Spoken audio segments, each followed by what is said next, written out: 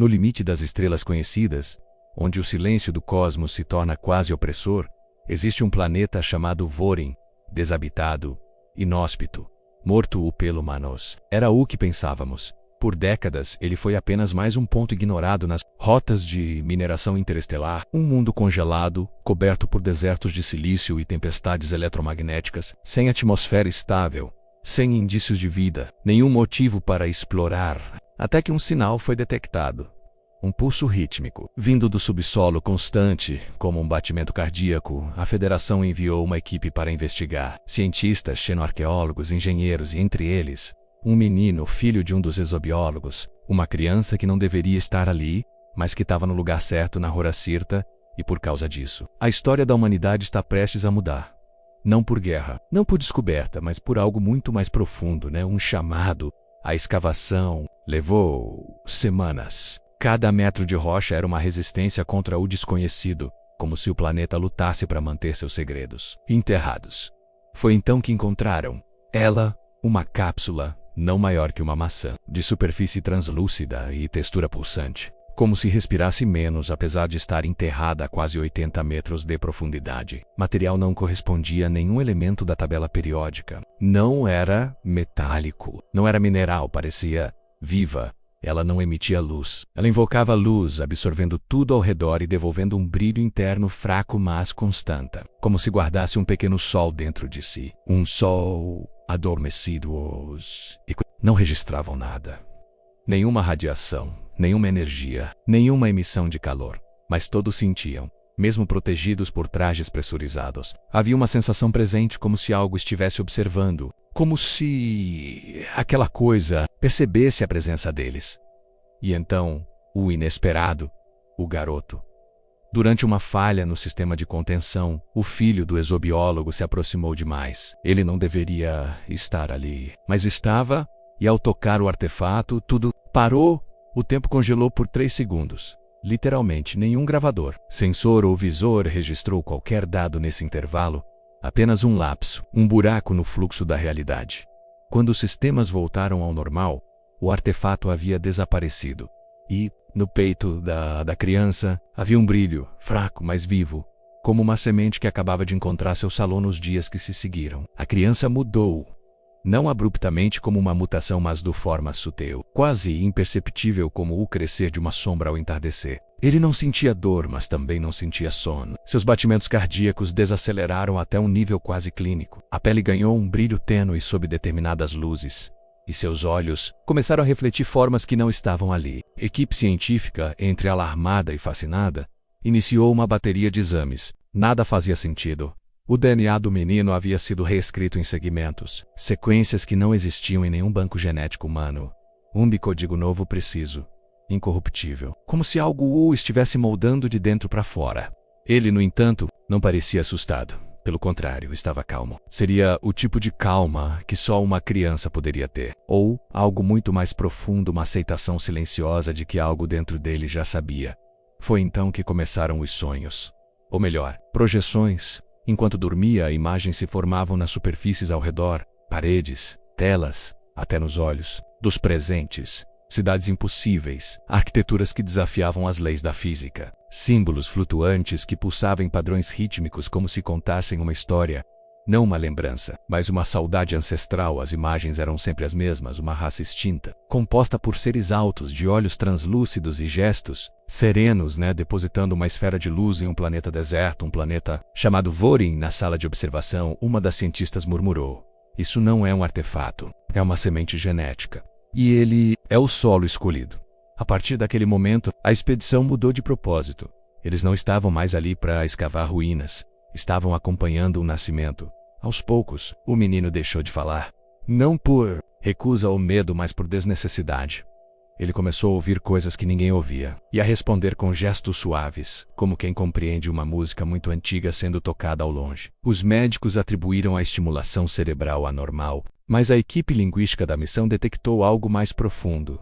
Ele estava respondendo a um idioma que não havia sido ensinado. Gravações de seus murmúrios, quando desaceleradas e invertidas, revelaram padrões de fala idênticos aos registros. criptografados encontrados nos destroços de Vorin há décadas, o idioma perdido dos Vorelians, menos a raça extinta que, até então, era considerada apenas uma hipótese arqueológica, uma ficção mitológica entre os astrônomos do núcleo Delta.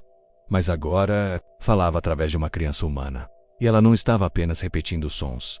Ela sabia o que significavam. Na memória repousa o que não morreu. Essas foram as primeiras palavras reconhecidas com clareza em um dos padrões vocais. As frequências emitidas por ele começaram a afetar os equipamentos de comunicação. Sinais pulsantes interferiam em satélites próximos. E mais do que isso, atraíam ecos. Fragmentos de dados começaram a aparecer nos canais de escuta da expedição, como se algo estivesse respondendo, do espaço profundo, em retorno ao que ele emitia, mas o mais alarmante foi a alteração de uma sonda que orbitava uma lua próxima. Ela realinhou sua trajetória por conta própria e começou a transmitir uma sequência, coordenadas espaciais e uma contagem regressiva. Ninguém sabia o que aquilo queria dizer. Mas no centro da instalação, o menino, agora conhecido pelos técnicos como portador, abriu os olhos e disse, em voz baixa, "Eles estão vindo, mas não para me levar." Acordar, a contagem regressiva ativou mais do que tensão. Ela desencadeou algo nos sistemas, adormecidos da própria base científica. Portas trancadas há anos deslizaram em silêncio. Luzes de emergência acenderam sem falha. E nos corredores mais profundos, onde ficavam os arquivos nunca analisados da missão Vorin original, hologramas começaram a se projetar sozinhos. Não eram mensagens, nem registros técnicos, eram formas, estruturas geométricas em movimento, flutuando como se obedecessem a uma lógica superior. Hexaedros que giravam sobre eixos impossíveis, curvas infinitas encerradas em si mesmas, fractais que se desdobrava no ar como lembranças sendo reconstruídas. E a criança sorria. Ela não via códigos. Ela via lugares, memórias. Gente, apontava para os padrões e dizia, aqui foi onde eles partiram. E ali onde deixaram o que restava de si. Os cientistas perceberam então que as formas não eram projeções aleatórias, eram mapas, fragmentos de uma arquitetura mental dos Vorelians transcrita em luz e movimento, um tipo de linguagem que unia emoção, espaço e tempo, onde cada ângulo contava uma história, cada rotação era um aviso. No centro de todas as formas, uma se repetia obsessivamente. Um círculo dividido em 3 espirais, entrelaçadas por traços semelhantes a raízes. Era o símbolo da semente do Vorin, um artefato há muito perdido, mencionado nos poucos registros resgatados como um transmissor genético de legado e missão. O menino, ao ver o símbolo, tocou sua própria pele e murmurou, está dentro. Eles não queriam sobreviver, queriam continuar. A equipe entrou em pânico, debates explodiram. Kanskeriam e Solalo. Outro. Desligar tudo, mas já era tarde. As formas deixaram de ser projeções, agora estavam crescendo nas paredes. As formas não apenas cresciam, se enraizavam. Os corredores da base começaram a ser lentamente tomados por estruturas translúcidas, que se espalhavam como raízes luminescentes, surgindo das paredes, atravessando o piso metálico e pulsando como vasos de um organismo maior.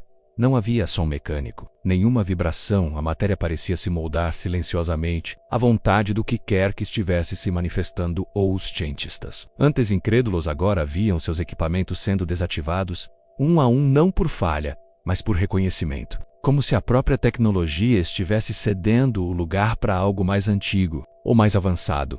O menino no centro da base, permanece acerando, seus olhos brilhavam com padrões semelhantes aos que tomavam o ambiente. Círculos concêntricos, espirais orgânicas, códigos bibos. Ele olhava para as paredes como quem olha para um espelho. Então falou, eles não criaram tecnologia, eles semearam consciência. Era isso o que a humanidade chamava de artefato. Não era uma arma, nem uma ferramenta. Era uma semente literal, um núcleo que, ao entrar em contato com um hospedeiro compatível, despertava a civilização que o criou. Não como memória externa, mas como legado incorporado, como um código. Esperando solo fértil, os cientistas assistiam, impotentes, enquanto seus instrumentos tentavam quantificar algo que não obedecia às leis conhecidas. O espaço interno da base começou a se expandir, não fisicamente, mas dimensionalmente. Corredores se multiplicavam, portas as salas que não existiam na planta original. Os sensores enlouqueciam, registrando variações gravitacionais em escala microscópica. A base não estava mais na Terra. Ou talvez, a Terra não era mais apenas uma. Os sinais deixaram de ser apenas visuais. Agora, sons surgiam do ar, não vindos de bocas, mas da própria estrutura. Uma linguagem pulsada, vibracional que não atravessava o ouvido, mas ecoava diretamente nas sinapses de quem a sentia. Era como se os cientistas estivessem sendo ensinados a lembrar e não a aprender. A inteligência de Vorin, ou o que restava dela, não estava comunicando mensagens comuns. Ela estava ativando algo dentro dos observadores, fragmentos latentes, chaves codificadas nos recônditos do inconsciente humano. Elian, o neuroetólogo da missão, foi o primeiro a verbalizar. Eles se transplantaram.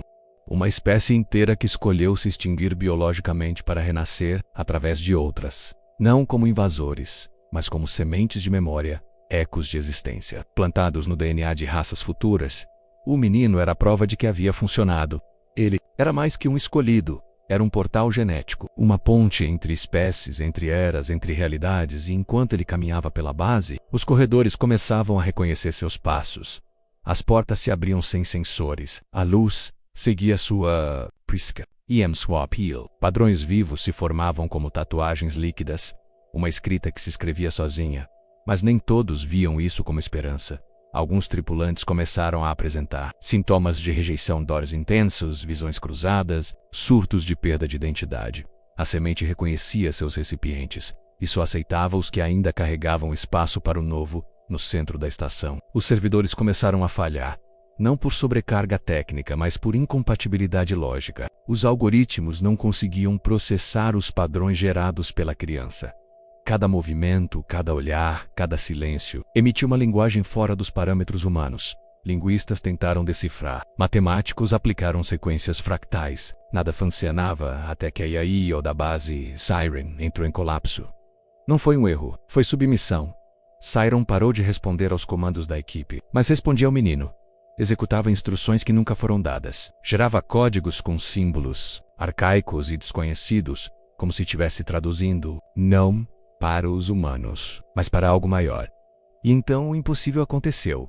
A estação emitiu um sinal direcionado a um ponto fixo do espaço, além do alcance dos telescópios. Um local sem nada registrado, nenhuma estrela, nenhuma órbita, apenas um vazio que agora ouvia. Ele está chamando algo, murmurou Elian, sentindo a pressão aumentar no ar. Ou alguém. Mas havia mais. O garoto não apenas chamava, ele respondia. Seu corpo reagia em ondas como se algo estivesse retornando à comunicação. Como se duas partes de um mesmo ser estivessem, enfim, se reencontrando. Nesse momento, uma das paredes da estação se abriu sozinha. Não com barulho, mas com silêncio absoluto. E atrás dela havia uma sala que nunca existira nos mapas, coberta por espelhos líquidos. Um espaço onde o reflexo mostrava não a aparência, mas as versões alternativas de quem entrava. Ali os tripulantes viram quem poderiam ter sido. E o menino não tinha reflexo, a semente não lembrava quem foi, porque ainda estava se tornando. A sala desconhecida parecia existir fora do tempo. Nenhum sensor conseguia medi-la. Nenhum som ecoava. Até os batimentos cardíacos dos cientistas diminuíam, como se a própria realidade estivesse em suspenso. O menino entrou sem hesitar, como se já conhecesse aquele lugar. Como se aquela sala fosse o ventre onde sua segunda origem fora gestada. No centro repousava um obelisco transparente. Flutuava a poucos centímetros do chão, envolto por uma névoa metálica. Seu interior pulsava com fractais vivos, padrões, que se reconfiguravam conforme o garoto se aproximava. E quando ele estendeu a mão, o obelisco falou, não em voz, mas em percepção. Uma comunicação direta, transmitida em sensações e memórias, como se um idioma enterrado no núcleo de seu DNA tivesse sido ativado. Os cientistas começaram a sentir também. Fragmentos desconexos invadiram suas mentes. Guerras travadas em estrelas colapsadas, civilizações feitas de luz pura, planetas que cantavam ao girar. E uma raça antiga, os Vorin, sussurrando pelas dobras do espaço. Eles não tinham corpos, eles se tornavam sementes. Eles não morriam, eles se espalhavam. E cada vez que o universo atingia um ponto de ruptura, uma nova semente era ativada. Um novo ciclo recomeçava.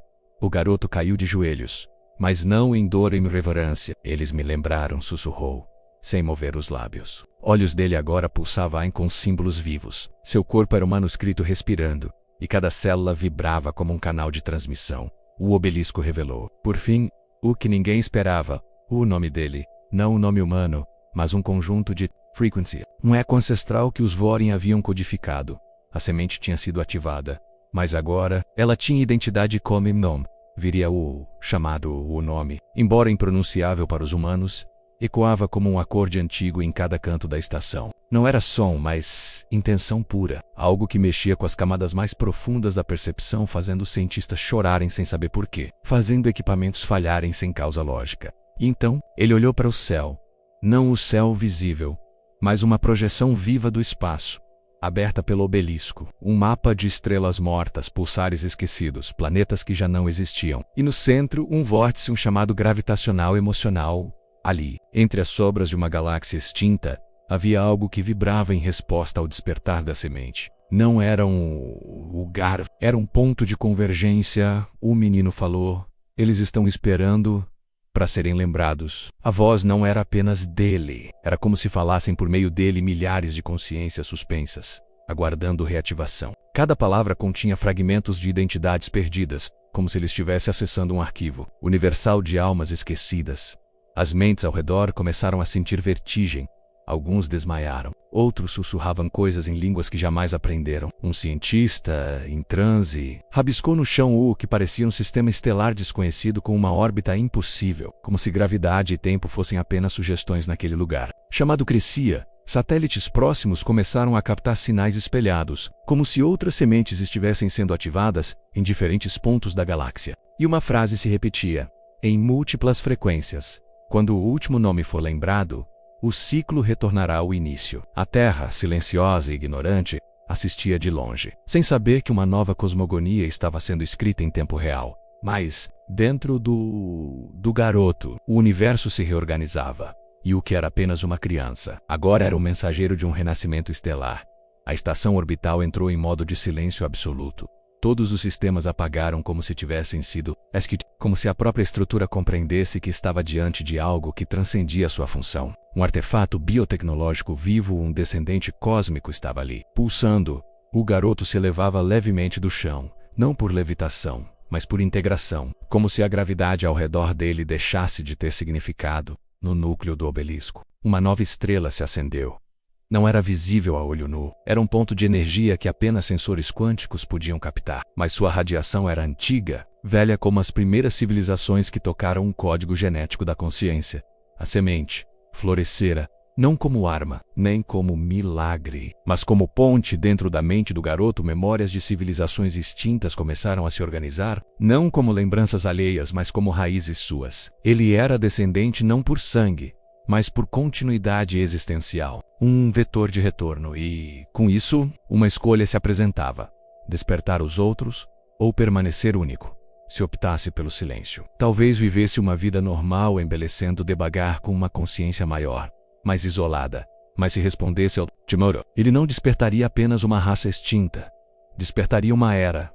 A estação obediente se reconfigurou. As paredes internas revelaram inscrições milenares ocultas sob camadas de metal, mapas, equações, visões de arquitetura estelar, um plano esquecido, um retorno desenhado a Ians. O garoto, agora símbolo-chave, sorriu com uma maturidade que jamais aprendera. Eles não morreram, apenas plantaram-se em nós. E quando tocou o núcleo do obelisco, o universo ao redor estremeceu. Algumas semanas depois, ondas de energia foram captadas por telescópios em toda a galáxia. Naves de origem desconhecida começaram a se mover. Ruínas antes inertes despertaram. Sincronizadas, sons antigos preencheram o vazio do espaço. A semente não era uma herança. Era o início de uma nova linhagem.